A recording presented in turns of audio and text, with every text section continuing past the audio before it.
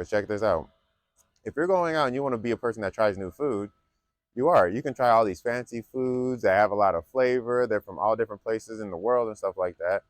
And they'll be a good thing for you to experience at that time. However, those foods and that lifestyle that you have, you might pay for that over the course of time with your health.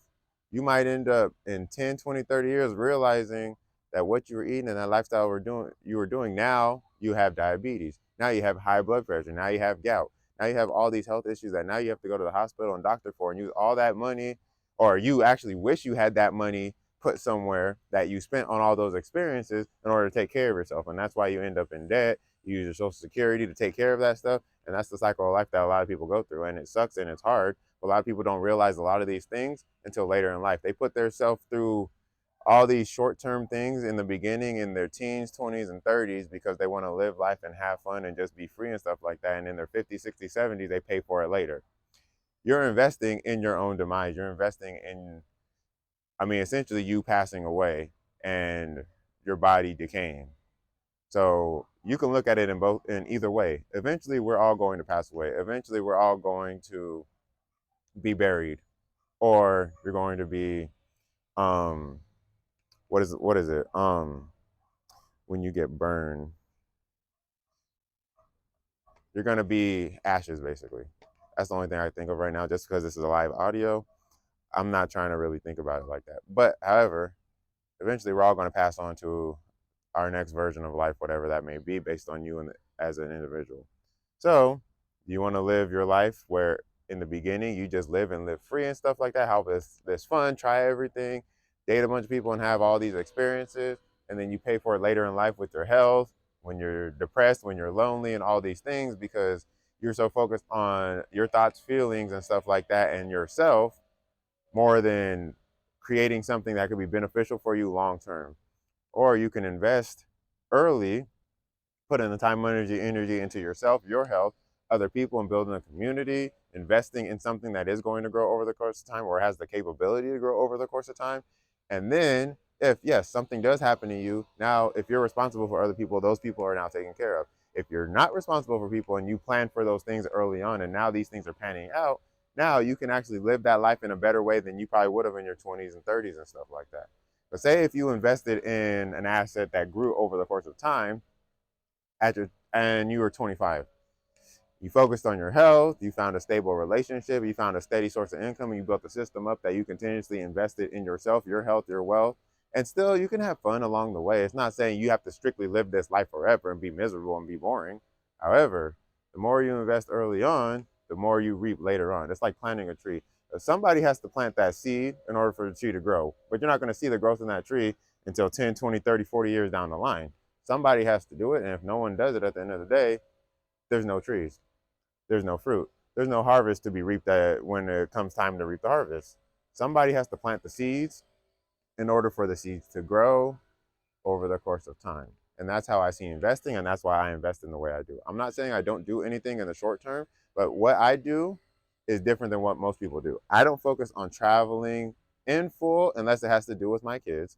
I don't focus on fun or experiences like that at this point because I have more value in having deeper conversations like this with people and investing my time, energy in assets that will grow over the course of time based on innovation, automation, AI, robotics, um, real estate to some degree, and things like that that will make sense over the course of time. Because if you think of anything like you think of companies like Apple, Amazon, Google, and stuff like that, 20, 25 years ago, they were nothing. Now they've taken over our world. There's going to be a whole new wave of companies that do the exact same thing in the next 10 to 30 years. You can't be at the top forever. So those companies that are at the top at some point are going to come down, and there's going to be a new wave of companies that now take over. It's the same in sports. You think of how Michael Jordan was in the 90s, and then he came back to how he was with the Wizards. Was he the same Jordan? No. But then you had people like Kobe that was doing things at their time. And when Kobe starts doing what he does, Kobe never died. Kobe is always Kobe. Kobe was always lit. Kobe was always on fire. Kobe did his thing because Kobe was one of a kind. But he was not the same performer as he once was.